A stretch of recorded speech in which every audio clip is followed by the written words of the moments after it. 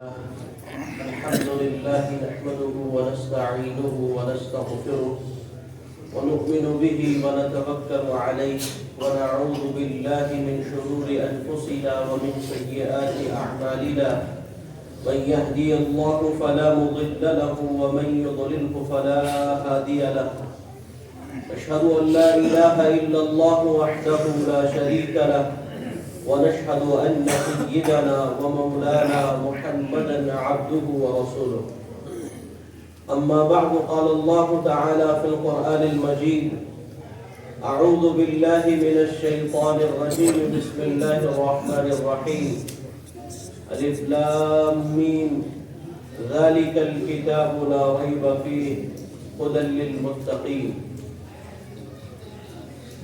وقال النبي صلى الله تعالى عليه وسلم من سلك في طريق العلم سهل الله تعالى له طريقا إلى الجنة أو كما قال عليه الصلاة والسلام. عزیز بزرگوں اور دوستوں، اللہ تبارک و تعالیٰ کا یہ احسان ہے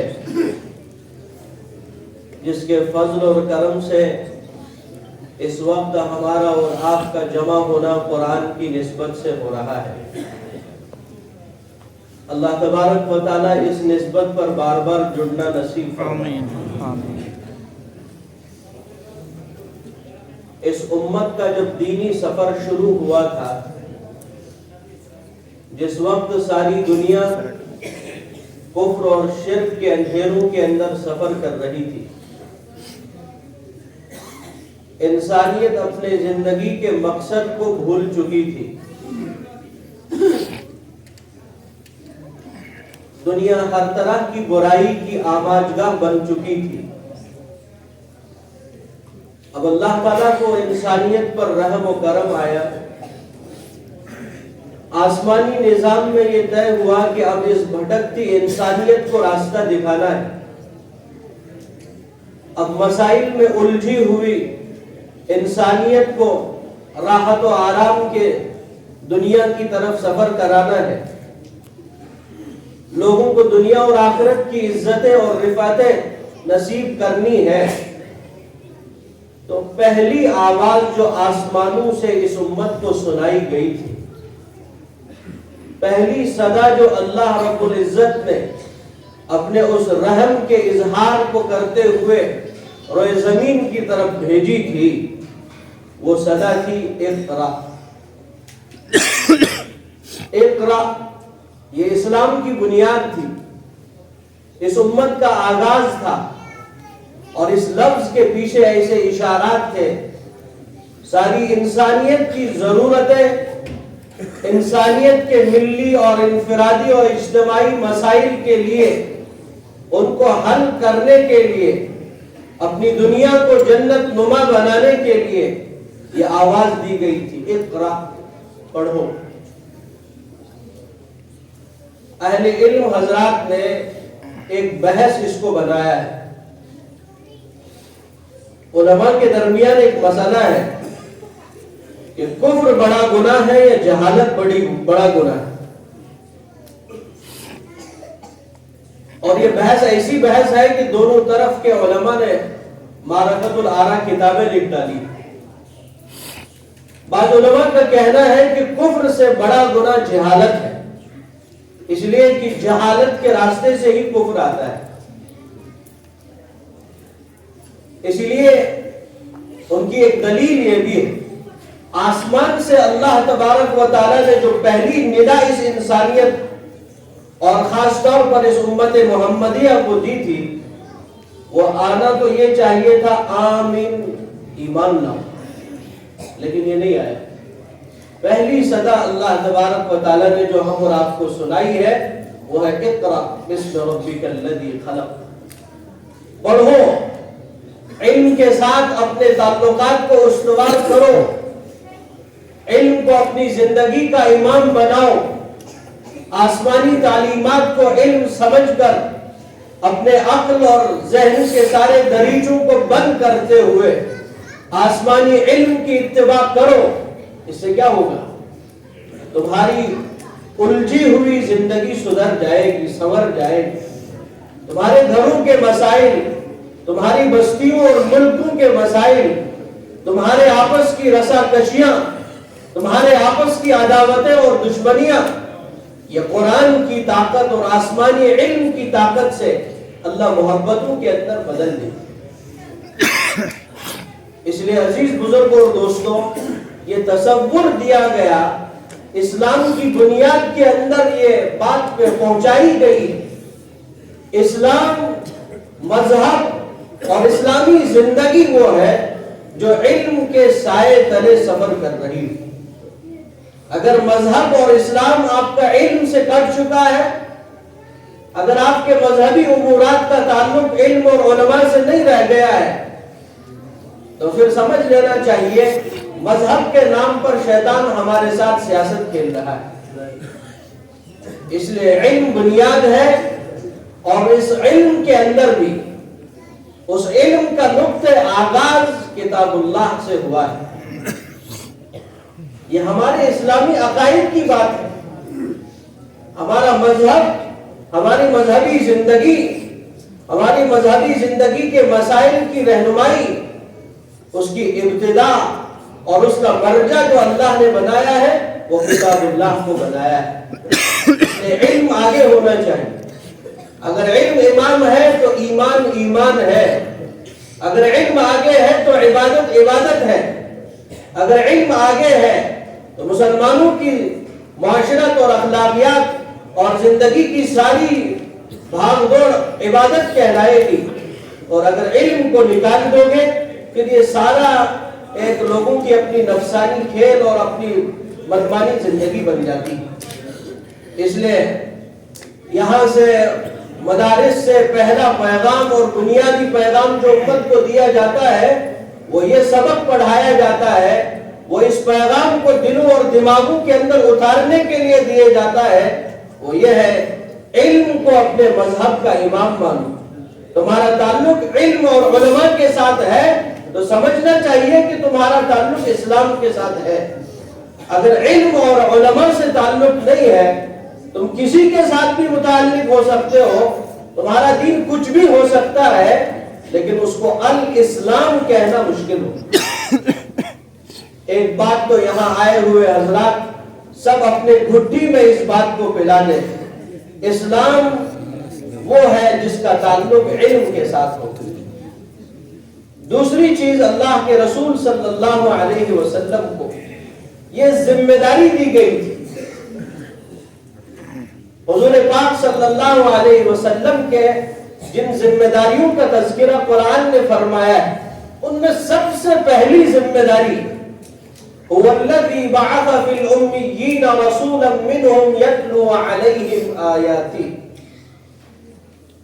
नबूवत की बिअसत के बाद इंसानियत को तज़किया और तस्फिया करना है, तरह तरह की गंदगियों से इंसानों की रूह को पाक करना है, इंसानों के दिलों के अंदर से कुफ्र की गलाजत को निकाल कर ईमान और तौहीद का नूर दाखिल करना है। उसके लिए कहा गया पहला काम क्या कीजिए, उसकी इब्तिदा कहां से होगी? यतलू अलैहिम आयातिही। कुरान पाक के आयात को, कुरान पाक के अल्फाज को, कुरान पाक के लहजों को और कुरान पाक के हर ज़ेरो ज़बर को अमानत और दयानत के साथ लोगों को सुनाया जाए। ये वाहिद किताब है जिसका सुनना फी नफ्सिही, जिसका सुनना इबादत है, सुनाना इबादत है, और जिसके सुनने सुनाने के जरिए से सबसे ज्यादा मुअस्सिर और सबसे ज्यादा ताकतवर नुस्खा दिलों की सफाई के अंदर ये रखता है। इसलिए रसूलुल्लाह सल्लल्लाहु अलैहि वसल्लम की मनसब नबूवत के साथ ये मुताल्लिक किया गया। अब पहला काम ये कीजिए, लोगों को कुरान पढ़ पढ़ करके सुनाइए, कुरान के अल्फाज सुनाना। इसलिए उम्मत पर पहला हक ये बयान किया गया, हर मुसलमान पर ये हक है, कुरान पाक का हक के वाजिब है کہ قرآن کے الفاظ کو صحیح طریقے سے سیکھنا. ہمارے آج کے طرح طرح کے جو مسائل ہیں، آج جو ملی طور پر پورے دنیا کے عالم کے منظرنامے پر نظر دوڑاتے ہوئے اور یہ تبصرے کیے جاتے ہیں امت مسلمہ زوال پذیر ہے. ہماری زوال کی داستان جو شروع ہوئی ہے وہ یہاں سے شروع ہوئی کہ ہم نے قرآن پاک کے حقوق کو طلب کیا ہوا ہے. کتنے مسلمان ایسے ہیں اس مجموعے میں جن سے ہم پوچھیں ایک سوال ہے، بھائی قرآن کے مسلمان پر کتنے حق ہیں؟ مشکل ہے کوئی مسلمان اس کا جواب بھی دے سکے. قرآن کے حقوق کو جانا ہی نہیں، ان کو ادا کرنا تو دوسری بات ہے. قرآن کا پہلا حق تھا کہ قرآن کے الفاظ کو صحیح طریقے سے سیکھا اور پڑھا جائے، یہ مطالبہ ہے اور حق واجب ہے ہر مسلمان پر.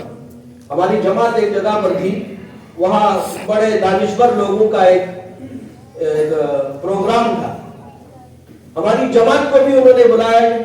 ایک آدمی تھا تھوڑا دین پسند آدمی، بڑے بڑے ڈاکٹر اور بڑے بڑے دانشور لوگ آئے ہوئے تھے. اس میں یہ ٹاپک تھا مسلمانوں کے مسائل کے، مسلمانوں کے جو زوال ہے، زوال کی بنیادی کیا کیا محرکات ہیں، وہ کیا اسباب ہیں کہ جن کی وجہ سے مسلمانوں کے اوپر حالات ان کی عزتیں دن بدن غروب ہو رہی ہے. تو بڑی تقریریں کرنے کے بعد ہمارے ذمہ دار کو بتایا آپ بھی 10 منٹ کچھ اپنے خیالات کا اظہار کیجیے. تو انہوں نے کہا کہ یہاں سب لوگ بیٹھے ہوئے ہیں، یہاں سب لوگوں میں سے میں آپ لوگوں سے پوچھتا ہوں، ایک ڈاکٹر صاحب یا انجینئر صاحب یا فلانی صاحب کھڑا ہو جائے اور سورہ فاتحہ کو سنائے. نڈل قسم کے لوگ ہوتے ہیں، کھڑے ہو گئے اور انہوں نے سورہ فاتحہ پڑھی. بغل میں مفتی صاحب، ایک بڑے مفتی صاحب تشریف فرما تھے. ہمارے ذمہ دار نے مفتی صاحب کو مخاطب کر کے فرمایا، مفتی صاحب یہ بتائیے کہ اس نے جو سورہ فاتحہ پڑھی، جس حالت کے ساتھ اس نے یہ پڑھی، نماز درست ہوتی ہے نہیں ہوتی ہے؟ مفتی صاحب تو شریعت کا پابند ہے. مفتی صاحب نے کہا شرعی طور پر جس تلفظ کے ساتھ اس نے یہ سورت پڑھی، نماز درست نہیں ہوتی. واپس میں وہ آدمی اٹھا، ڈاکٹر بڑا آدمی تھا، اس نے بتایا کہ صاحب تم لوگ یہ چاہتے ہو ہم قرآن ویسے پڑھیں جیسے عرب لوگ پڑھتے ہیں. یہ تو ان کی مادری زبان ہے اس لیے وہ اچھے طریقے سے پڑھ پاتے ہیں. ہماری زبان چونکہ عربی نہیں ہے، ہماری زبان چونکہ عربی مادری نہیں ہے، اس لیے ہم وہ تلفظ ویسے کیسے پڑھ سکتے ہیں؟ یعنی ذہن کے اندر یہ ایک بڑا عذر سمجھا جاتا ہے. ہمارے ذمہ دار نے اس سے مخاطب ہو کر کے کہا بھائی 10 منٹ پہلے آپ انگریزی میں یہاں تقریریں کر رہے تھے، میں 2 منٹ کے لیے حیران ہو گیا تھا کہ یہ آدمی لندن سے آیا ہے برطانیہ سے آیا ہوا. انگریزی کے اندر انفلوئنس اور پروننسیشن ایسی ہے، بولنے سننے والے کو اشتباہ ہوتا ہے کہ یہ کشمیری ہے بھی کہ نہیں ہے. انگریزی بھی تو مادری زبان کسی کی نہیں ہے، لیکن اس کے تلفظات اور اس کے لہجوں اور اس کی ساری چیزوں کو ادا کیا جاتا ہے. پھر انہوں نے یہ بات بتائی تھی، اصل بات یہ نہیں ہے کہ عربی ہماری زبان نہیں، بات دراصل یہ ہے ہم نے ابھی قرآن کو زندگی کی ضرورت سمجھے ہی نہیں ہے. ہم نے بچے کو سمجھایا ہے بیٹا آج کی دنیا میں آگے بڑھنا ہے، کسی کام کے لائق بننا ہے، تو تمہارے لیے ضروری ہے کہ تم انگریزی میں کمال حاصل کرو. یہی وجہ ہے کہ اپنے بچے کو صبح فجر کے بعد ہی سے ٹیوشن اور اسکولنگ اور پتہ نہیں کیا کیا کرا لیتے ہیں. اور بچہ بھی یہ سمجھ گیا ہے آج کی دنیا میں آگے بڑھنا ہے، اپنا نام کمانا ہے، کسی عہدے پر فائز ہونا ہے، تو انگریزی میں مجھے کمال حاصل کرنا ہی ہے. لہٰذا چھوٹے چھوٹے بچے اور 4ویں 5ویں کے بچے ایسی انگریزی بولتے ہیں ماشاءاللہ دل خوش ہو جاتا ہے. زندگی کی ضروریات میں آج کی دنیا کی ترقی کے لیے انگریزی ضروری ہے، اس نقطے کو مسلمان نے سمجھا ہے. لیکن اس کی دینی زندگی کے لیے اللہ رب العزت کی طرف سے اللہ کی نصرتوں اور رحمتوں کا مستحق بننے کے لیے قرآن بنیادی ضرورت ہے، یہ چیز جو سمجھنے کے لیے تیار نہیں ہے، لہٰذا جب اس کی اہمیت نہیں ہے اس لیے قرآن پر محنت بھی نہیں ہو رہی ہے، اور قرآن ویسے کہ ویسے کشمیری لہجے کے اندر اور کیسے کیسے پڑھا جاتا ہے وہ اللہ ہی جانتا ہے۔ میرے عزیز بزرگوں دوستوں، یہ ظلم ہے قرآن کے ساتھ۔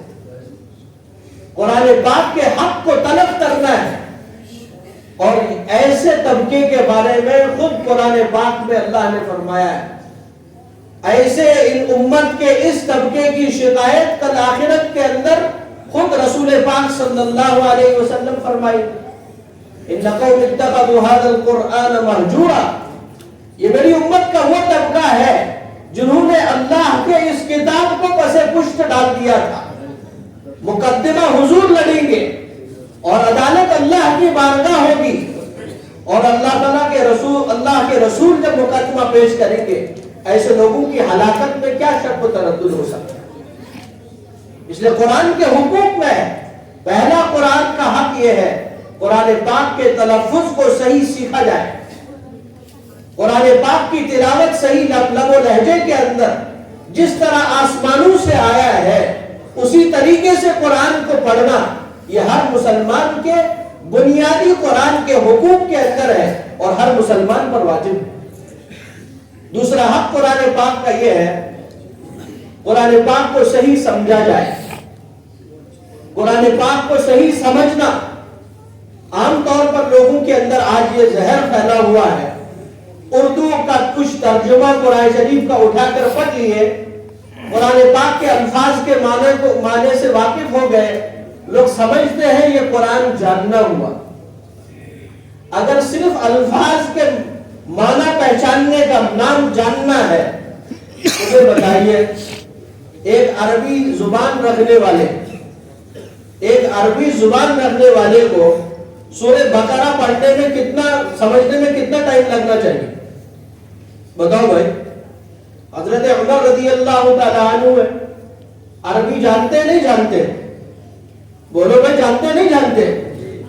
عربی جاننے والے ہیں، صحابی رسول ہے، حضور پاک صلی اللہ علیہ وسلم کی خدمت میں سورہ بقرہ کو سیکھ رہے ہیں، کتنا ٹائم لگنا چاہیے؟ قرآن جاننے کا جو آج مفہوم لیا گیا ہے، قرآن کے الفاظ کا معنی سمجھ لینا، یا اردو ترجمہ تفسیر کو پڑھنے والے تو یہ قرآن کا جانکار آدمی ہے۔ ادھر حضرت عمر رضی اللہ تعالیٰ عنہ ہے، سورہ بقرہ کو رسول پاک صلی اللہ علیہ وسلم سے سیکھ رہے ہیں، سورہ بقرہ کو جان رہے ہیں، 2.5 سال کے اندر سورۃ البقرہ کو سیکھ لیا ہے۔ تفسیر قرطبی کو نہیں، اور جب 2.5 سال کے بعد سورہ بقرہ کو سیکھ لیا، حضرت عمر رضی اللہ تعالیٰ عنہ نے ایک اونٹ ذبح کیا خوشی میں، اور اونٹ کو ذبح کر کے سارے مکے والوں کو، سارے صحابہ کو دعوت دے دی تھی۔ اگر یہ معیار رکھا جائے، اس مثال کو ذہن میں رکھیے، یہ جو آج 9 سال مدارس کے اندر لیے جاتے ہیں، یہ جو درس نظامی کے ذریعے سے، دارالعلوم دیوبند کے ذریعے سے ایک مدارس کا نظام چلا ہوا ہے، لوگ کہتے ہیں کہ اتنا وقت کس لیے؟ اگر لوگوں کے سامنے قرآن فہمی کا صحیح تصور ہوتا، اگر صحابہ کی زندگی کے اندر صحابہ نے جو قرآن پاک کے سمجھنے کا تصور لیا تھا، اگر وہ چیز لوگوں کے اندر ہوتی، شاید یہ ترجمے پڑھنے والے، اردو کے چند معنی جاننے والے یہ کبھی اس دھوکے میں نہ پڑتے کہ ہم قرآن کو سمجھتے جانتے۔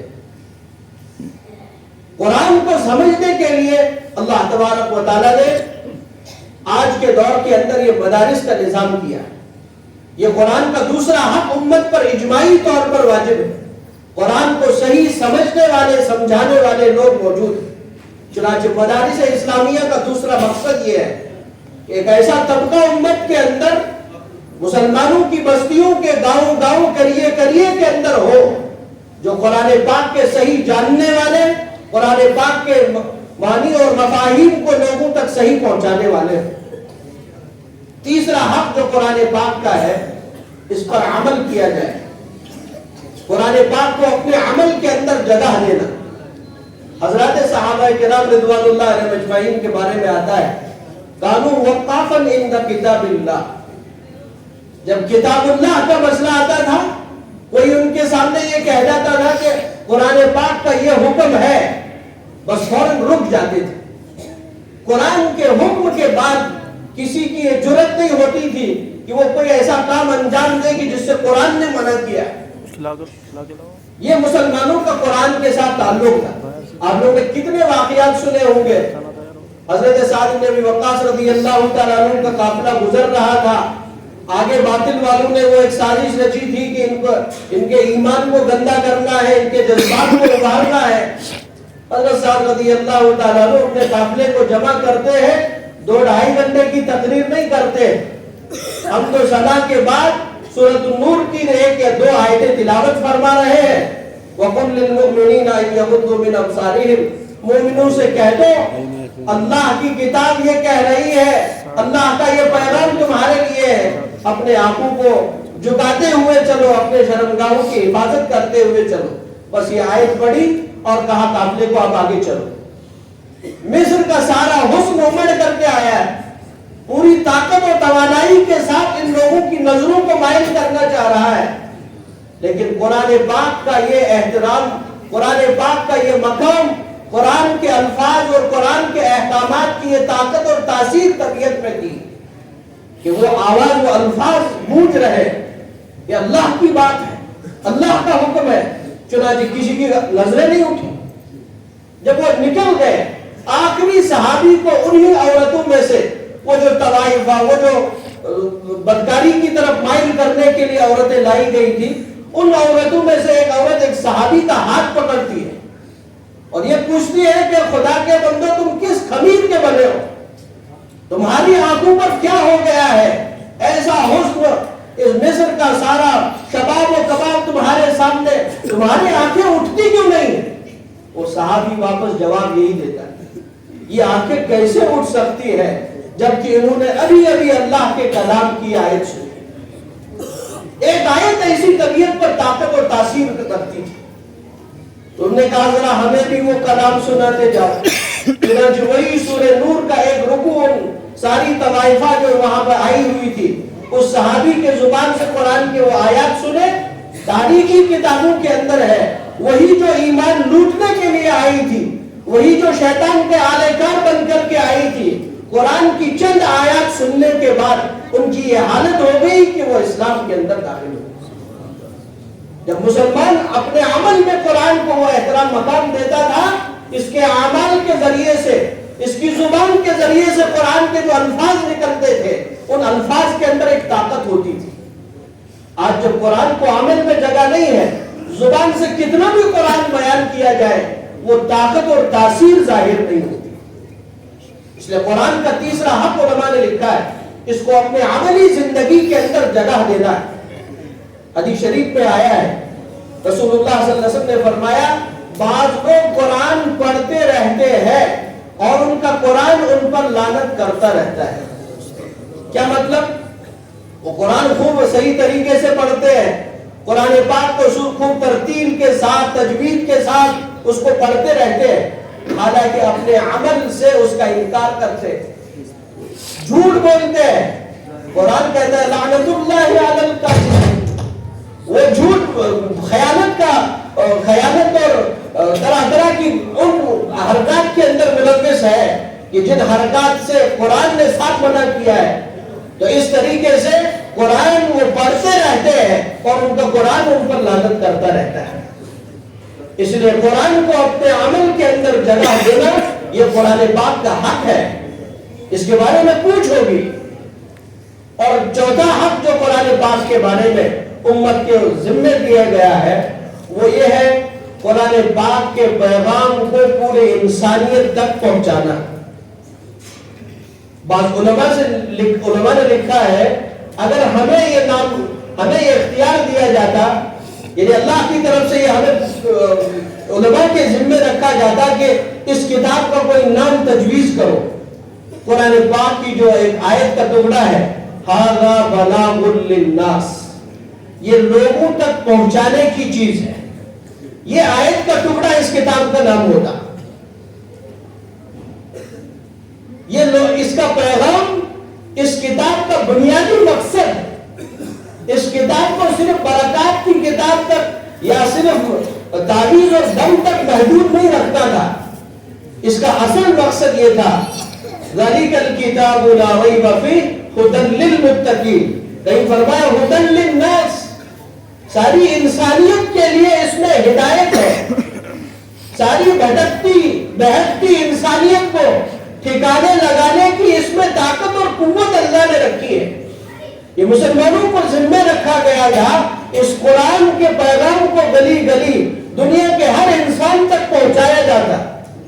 لیکن افسوس تو اس بات کا ہے آج کا مسلمان 40 سال کا نمازی، 50 سال کا مؤذن آدمی، 40 سال سے تکبیر اولیٰ کے ساتھ نماز پڑھنے والا آدمی ہے، لیکن وہ یہ نہیں سمجھتا ہے، اس کو خود پتہ نہیں ہے سورہ فاتحہ کے اندر اللہ تبارک و تعالیٰ کیا فرماتے ہیں. ہماری مسجدوں کا حال یہ ہے. ہماری مسجدوں میں ایک آدمی 50 سال آتا ہے، 40 سال آتا رہتا ہے، وہ نمازی تو بن جاتا ہے لیکن وہ دیندار نہیں بنتا. نمازی بن جاتا ہے لیکن وہ دیندار نہیں بنتا. کیوں؟ رسول پاک صلی اللہ علیہ وسلم کی مسجد میں قرآن پاک کی یہ شمع، قرآن پاک کے پیغامات کا یہ چشمہ جاری ساری ہوتا تھا. لوگ نمازی بھی بنتے تھے، نمازی بننے کے ساتھ ساتھ دیندار بنتے تھے. نمازوں کے بعد مسجدوں کے اندر قرآن پاک کے معانی و مطالب کو لوگوں تک پہنچایا جاتا تھا. آج میرے عزیز بھائیوں اور دوستوں، ہماری مسجدوں کے اندر اللہ ماشاءاللہ کوئی مسجد ایسی ہو نہ ہو، ورنہ اکثر تو دیکھنے میں یہی ملتا ہے مسجدوں کے اندر جو یہ قرآن کی ہدایت کا چشمہ بہتا تھا، آج ہماری مسجدیں بھی قرآن پاک کے درس سے محروم ہو چکی ہیں. ورنہ رسول اللہ صلی اللہ علیہ وسلم کی مسجد میں آپ جہاں دیکھیں گے، جہاں مسجدوں میں نماز ہوتی تھی، جس مسجد کے اندر دیگر اسلامی اور دینی سرگرمیاں ہوتی تھی، اسی مسجد کے اندر قرآن پاک کا درس، رسول اللہ صلی اللہ علیہ وسلم کی احادیث کا درس، یہ مستقل مسجد نبوی کا ایک عمل تھا. اور ہوا کیا؟ جب مسجد سے قرآن نکل گیا، جب معتبر جگہ سے معتبر آدمی قرآن کا درس دیتا تھا، ہماری معتبر جگہ مسجد ہے، اور معتبر جگہ سے معتبر آدمی امام صاحب ہوتا تھا، مفتی صاحب ہوتا تھا، تو وہ معتبر آدمی سے معتبر جگہ سے دین لیا جاتا تھا. امت تشویش اور اختلاف اور انتشار کا شکار نہیں ہوتی. اب ہوا کیا؟ معتبر جگہ سے دین ملنا بند ہو گیا، معتبر افراد سے بھی دین ملنا دشوار ہو گیا. پھر کیا ہوا کہ غیر معتبر جگہوں سے آج امت دین اخباروں سے لے رہی ہے. آج امت دین کو اخباروں اور غیر معتبر ذرائع سے اور موبائل سے لے رہی ہے. اس میں داڑھی کو بھی پہن کر آدمی آیا ہے، وہ اندر وہ مسلمان ہے یا کیا بلا ہے وہ اللہ بہتر جانتا ہے. خلیہ ہمارے جیسا ہے، باتیں ہماری جیسی کرتا ہے اور اپنی طرف امت کو مائل کرتا ہے. یہ آج کے دور کے باطل کی ٹرینڈ ہے. باطل ہر دور میں اپنا روپ بدلتا ہے. آج کے دور کا روپ کیا ہے؟ آج پہلے زمانے میں باطل ہوتا تھا، ایک عیسائی بستی میں آ گیا، وہ ڈائریکٹ عیسائیت کی باتیں کرتا تھا، مسلمان اگیئر ہو جاتا تھا. یہ ہماری باتیں نہیں ہو رہی ہے، یہ دوسرے آدمی ہے، دشمن ہے یا باطل کی کوئی سازش ہے. آج الٹا مسئلہ ہے. آج شراب کو بیچا جاتا ہے، شراب کے نام پر نہیں، زہر بیچا جاتا ہے، بوتل پر جوس کا سٹیکر لگا ہوا ہے. آج یہ مسئلہ ہے کہ باطل ہمارے دنیا میں آ کر ہمیں اپنے عقائد اور مذہب کی بنیادی تعلیمات سے دور کر رہا ہے. وہ کیسے؟ سیرت رسول صلی اللہ علیہ وسلم کا جلسہ یا سیرت رسول صلی اللہ علیہ وسلم پر کتاب لکھی. یہ حقیقت ہے، ایک واقعہ بتا رہا ہوں آپ کو. 500 صفحات کی کتاب ہے، 495 صفحات تک صحیح سیرت لکھی جاتی ہے. 495 صفحات تک ایسی سیرت کو ایسے انداز سے بیان کیا جاتا ہے، پڑھنے والا مصنف پر قائم ہو جاتا ہے. ہماری نوجوان نسل کو جو شکار کیا جاتا ہے ایسے کیا جاتا ہے. جب 495 صفحے پڑھتے پڑھتے ایک حقیقت سیرت بیان کی جا رہی ہے تو یہ آدمی پڑھنے والا کہتا ہے یار واقعی میں مصنف نے کمال کیا ہے، ایسا مصنف کہیں دیکھا نہیں۔ تو گویا کہ مصنف نے اس کے دل پر اپنا ہاتھ ڈال دیا ہے، ابھی اس کو اپنا کام کرنا ہے۔ اب وہ اپنا کام جو ہے آخری 5 صفحات میں کرتا ہے۔ آخری 5 صفحات میں کیا کہتا ہے؟ آخری 5 صفحات میں وہ کہتا ہے الیاذ باللہ ثم الیاذ باللہ ثم الیاذ باللہ۔ ساری سیرت کے اندر مجھے کوئی وہ تشویش نہیں ہوئی، لیکن بعض حقیقتیں بھی ماننی چاہیے۔ وہ حقیقتیں کیا ہے؟ اما عائشہ کے ساتھ حضور کا نکاح، یہ بات سمجھ میں نہیں آئی۔ جب یہ مسلمان آدمی جو 495 صفحے پڑھ رہا ہے، وہاں تک پڑھتے پڑھتے وہ اس کا دل کہتا ہے یار جب اس نے ابھی تک صحیح باتیں کہی ہے، اس بات میں بھی کوئی نہ کوئی حقیقت ہوگی۔ انا للہ و انا الیہ راجعون۔ پہلے اپنا قائل کیا جاتا ہے، غیر معتبر ذریعوں کے ذریعے سے امت کے نوجوانوں کو اپنی طرف مائل کیا جاتا ہے، پہلے صحیح باتوں کے ذریعے سے اپنا بنایا جاتا ہے، پھر آخر میں باطل اور گندے جو پلانز ہوتے ہیں ان کے ذریعے سے مسلمانوں کو شکار کیا جاتا ہے۔ بنیاد کیا ہے؟ غیر معتبر جگہ سے دین لینا، اس کے عقیدے اور ایمان کے لیے جنازہ نکلنے کا ذریعہ بنتا ہے۔ اس لیے یہ قرآن کا حق ہے کہ قرآن پاک کو امت تک پہنچایا جائے اور معتبر ذریعوں سے پہنچایا جائے۔ معتبر ذریعہ مسجد ہے، معتبر ذریعہ مدرسہ ہے۔ ان مدارس و مساجد سے قرآن کے لے گے تو قرآن ہی کو لینے والے ہو جاؤ گے، اور اگر ان سے ہٹ کر بھی ادھر ادھر قرآن لیتے ہو، ممکن ہے چند دنوں تک آپ قرآن لینے والے رہو گے، بعد میں قرآن کے نام پر آپ کو کیا دیا جائے گا وہ اللہ بہتر جانتا ہے۔ اس لیے یہ قرآن کے حقوق میں سے ہے ھذا بلاغ للناس، اس کتاب کی تعلیمات کو عام کرو۔ قرآن ماضی میں بھی انسانیت کی ضرورت تھی، قرآن حال میں بھی انسانیت کی ضرورت ہے۔ رہتی دنیا تک کے مسائل، رہتی دنیا تک کے انسانیت کی ضرورت قرآن ہے۔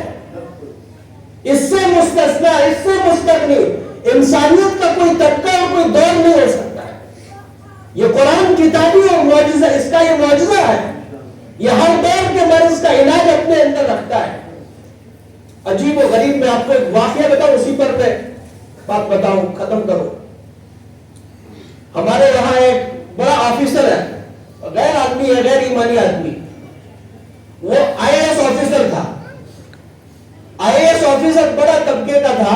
ایک جگہ آیا تو اس نے جس گلاس سے پانی پیا، جس پلیٹ میں اس نے کھانا کھایا تھا، بغل میں جو ہے آ کر مسلمان آدمی تھا، اس نے بھی اسی پلیٹ کا استعمال کیا، اس تھوڑا سا صاف کیا اور اس میں کھا لیا۔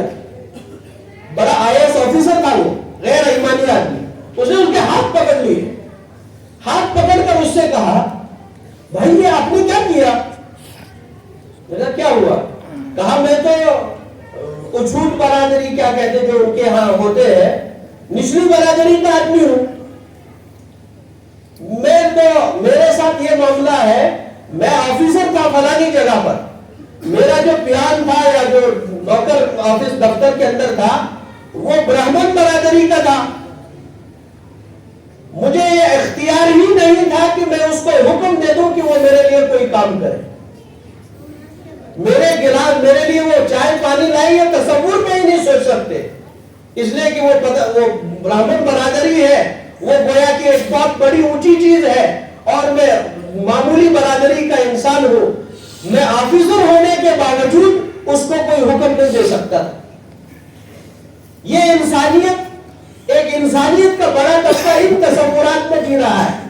اور جب اس نے یہ کہا تو مسلمان بھائی نے کہا اس آفیسر سے، کہا سر ہمارے یہاں یہ سب کوئی چیز نہیں، انسان سب کے سب برابر ہے، سب آدم کی اولاد ہے، ہمارا قرآن یہ کہتا ہے تم سب آدم کی اولاد ہو، آدم کو مٹی سے پیدا کیا ہے، کسی کالے کو گورے پر کوئی فوقیت نہیں ہے، کوئی ذات پات اسلام میں نہیں ہے، یہ سب پہچان کے لیے ہو سکتی ہے، لیکن انسانوں کو بڑھانے گھٹانے کے لیے، اوپر نیچے کرنے کے لیے قرآنی تعلیمات یہ ہے کہ اس کا کوئی تصور نہیں۔ جب اس نے یہ بات سنی وہ رونے لگ گیا۔ اس نے یہ مدرسے میں ایک واقعہ پیش آیا، اس نے مدرسے کو غیر ہونے کے باوجود ایک بڑا رقم ہدیہ کر دیا، کہا جن دروازوں سے یہ تعلیمات مل رہی ہو واقعتاً یہی تعلیمات انسانیت کے مسائل کا حل ہے. لیکن بدقسمتی یہ ہے میں نے اور آپ نے قرآن کو اپنے مسجد میں نہیں رکھا ہے. ہم نے اپنے مسلمانوں کے درمیان قرآن کا پیغام کبھی نہ کہا سنا ہے. جو لوگ اس کے پیاسے ہیں شاید کہ قیامت کے روز ہماری میری آپ کی پوچھ ہو سکے. اتنے انسانوں کی زندگیاں ہیں جو اللہ کے نام کو نہیں جانتے ہیں, جنہوں نے کبھی قرآن کی تعلیمات سے ان کے کانوں کے اندر ایک بول بھی نہیں گئے ہوں گے. میرے بھائیو دوستو, شاید کہ ہم اس جرم کے خود مرتکب ہوں. قرآن کا حق ہم پر تھا, ہم اس قرآن کے پیغامات کو ہر انسان کے پاس لے جائیں. کبھی آزمائیے آپ قرآن کے کسی ایک عنوان کو پڑھیے, چند آیات کا ترجمہ اٹھائیے, پھر کسی غیر ایمان والی جو اس کتاب سے ناآشنا ہے اس کے سامنے وہ پرچہ دے دیجیے. وہ عقل مند ہو, پڑھا لکھا ہو, جو ہی اس کتاب کے کچھ اوراق کو یا کچھ الفاظ یا چند باتوں کو پڑھے گا فوراً آپ کو رشک کی نگاہوں سے دیکھے گا. بی بی سی جنہوں نے انوینٹ کیا ان کے بیٹے کی کارگزاری یہی ہے. وہ تھا, اس کا باپ کرسچن تھا اور بڑا بعد میں اگر پہلے تو عیسائی تھا, بعد میں ایتھیسٹ بن گیا تھا. اس سب کے بعد اس کے بیٹے کے ساتھ کیا ہوا؟ اس کے بیٹے نے صرف اتنا کیا کہ قرآن پاک کی تلاوتیں ہو رہی تھی ایک جگہ پر, بڑے قاری تھے, اس کی قرات سنی اور قرآن پاک کے الفاظ نے اس کے دل پر وہ کیفیت طاری کی, اس کے دل و دماغ کے ان دریچوں کو کھول دیا. وہ سوچنے پر مجبور ہو گیا اس کلام کے اندر یہ طاقت اور یہ کیفیت کیا ہے. اس کو پڑھا, صرف اس کا خود اس کی ڈاکومنٹری آپ جائیے انٹرنیٹ پر موجود ہے. اس نے خود لکھا اپنا واقعہ, میرے ساتھ یہ ہوا, صرف 6 دن قرآن پڑھا. کتنے دن؟ صرف 6 دن قرآن کے کیا حصہ اس نے پڑھ لیا ہوگا. 6 دن کے بعد اس نے کہا 7ویں دن مجھ سے رہا نہیں گیا, سب سے پہلے میں آفس جانے والا تھا اپنے دفتر میں, بجائے دفتر میں جانے کے میں اپنے یہاں قریب کے ایک حافظ صاحب کے, ایک مولوی صاحب کے پاس گیا, اس سے کہا پہلے مجھے آپ مسلمان بنائیے. میرے بھائیو دوستو ساتھیو, قرآن آج ایسا نہیں کہ ماضی کی ضرورت تھی, قرآن آج کی بھی ضرورت ہے. آج کی انسانیت کے اندر جو نفرتیں ہیں, آج جو مسلمان پر شک کی نگاہوں سے دیکھا جاتا ہے, اس بیماری کا علاج بھی قرآن کی تعلیمات میں ہے. اگر ہم قرآن کے حق کو ادا کرتے, ھذا بلاغ للناس, قرآن کی تعلیمات کو خود سمجھے ہوتے اور دوسروں تک قرآن کے پیغامات کو پہنچانے کے لیے اپنے مال جان و صلاحیت کو کھپاتے ہوتے, شاید آج پوری دنیا کے اندر یہ فضا نہیں ہوتی. یہ قرآن کا حق ہے, اس کو دوسروں تک پہنچایا جائے. بہت خوش نصیب انسان ہے, خوش نصیب گھر ہے وہ گھر جن گھروں کے سپوتوں کو, جن گھروں کے غلام جیسے بچوں کو اللہ تعالیٰ چن لیتے ہیں. ان کے سینے نہیں ہوتے ہیں, ان کے سینے قرآن کے دشت ہوتے ہیں. اور ان کے حدیثوں کے اندر یہ الفاظ بتائے گئے, ان کو یہاں کیا تاج پوشی کریں گے, اصل پوری انسانیت کے سامنے حشر کے اندر اللہ تبارک و تعالیٰ کے حکم سے ان کی تاج پوشی خود ہونے والی.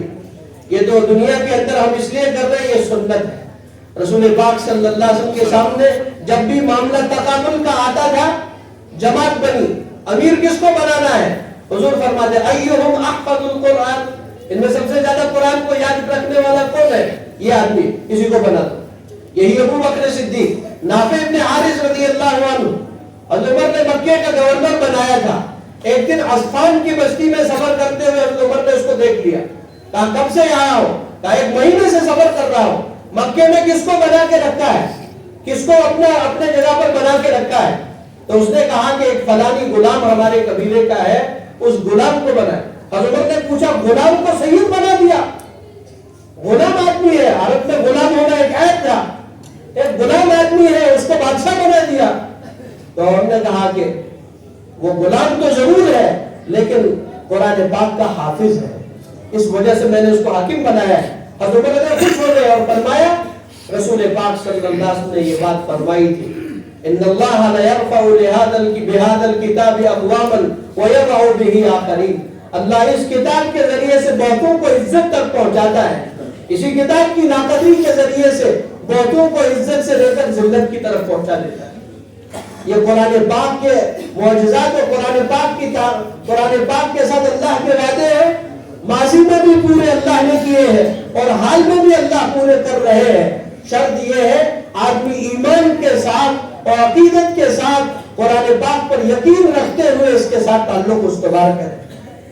خوش نصیبی ہے اور بہت بہت مبارکبادی کے مستحق ہے وہ والدین. ان کے لیے شاید سب سے بڑی سعادت زندگی کی یہ ہے کہ اللہ پاک نے ان کے لخت جگر کو، ان کے بچوں کو قرآن کے لیے چنا ہے. اگر یہ چیز اللہ نے ہمیں دی ہے، ہماری ذمہ داری یہ ہے ہم ان بچوں کی قدر کریں. حضور صلی اللہ علیہ وسلم 2 شہید ہوئے، دفنانے جنازے غسل کرنے کی باری آئی. حضور نے پوچھا زیادہ حفظ قرآن یاد کس کو ہے؟ جس کو یاد ہے اس کو آگے بڑھا. دفن کرنے کا موقع آ رہا ہے، دونوں لاشیں شہید ہیں. حضور فرما رہے ہیں کس کو پہلے کریں گے؟ حضور نے پوچھا زیادہ قرآن یاد کس کو تھا؟ کس کو یاد تھا؟ اسی کو یاد. جگہ جگہ پر قرآن کی نسبت کو مقدم رکھنا حضور صلی اللہ علیہ وسلم کا وظیفہ تھا، اس کو بنیاد بنا کر آگے کرتے تھے. اس کے برعکس مسلمان یہاں پر سب بیٹھے ہیں الحمدللہ. بتائیے اگر آپ کے بیٹی کو نکاح آتا ہے حافظ قرآن کا، کہیں آپ یہ کہتے ہیں بھائی یہ کیا کرے گا، حافظ جی ہے وہ ہے یہ ہے، یہ کہہ کر آپ حافظ کے ادھر ادھر کی باتیں کرتے رشتہ ٹال دیتے ہیں، کہیں آپ کی بات حضور کی بات کے مخالف تو نہیں جا رہے؟ کہیں ایمان پر اثر تو نہیں ہے؟ پڑھیے اس پر کتابیں ہیں. ایسی باتیں حرکتیں ہم کرتے ہیں جن کو ہم ایمان کے مترادف نہیں سمجھتے، ایمان کے خلاف نہیں سمجھتے، حالانکہ در حقیقت ان سے ایمان پر اثر پڑتا. اللہ کرے ہم بھی قرآن پاک کے ساتھ ایسا معاملہ کریں جو رسول اللہ صلی اللہ علیہ وسلم نے سکھایا ہے. اللہ کرے کہ قرآن کی حقیقی نسبت عطا ہو. اور جنہوں نے یاد کیا ہے قیامت کے اندر تاج جس حافظ کو پہنایا جائے گا، جو نورانی لباس پہنایا جائے گا، اس حدیث میں شرط رکھی گئی ہے وَعَمِلَ بِمَا حَفِظَ مِنْهَا، جو اس میں سے یاد کیا ہے اس پر عمل کیا ہو. اس حافظ با عمل کے لیے قیامت کے اندر سفارش کا حق بھی اسی حافظ کو ملے گا اور قیامت آخرت کے اندر تاج پوشی بھی اسی حافظ کی جائے گی. آپ لوگوں نے حفظ کیا ہے، نیت کرو انشاءاللہ اپنی زندگی کے عمل میں بھی قرآن کو سجا دیں گے. اللہ تعالی ہم سب کو عمل کی توفیق عطا فرمائے. ایک شعر عرض کروں گا جو کلیم عاجز صاحب ہمارے تبلیغ کے ذمہ دار تھے پٹنہ کے، انہوں نے کتاب لکھی ہے وہ جو شاعری کا سبب ہوا، اور ساری تبلیغ شاعری ان کی دینی حلقوں پر ہے.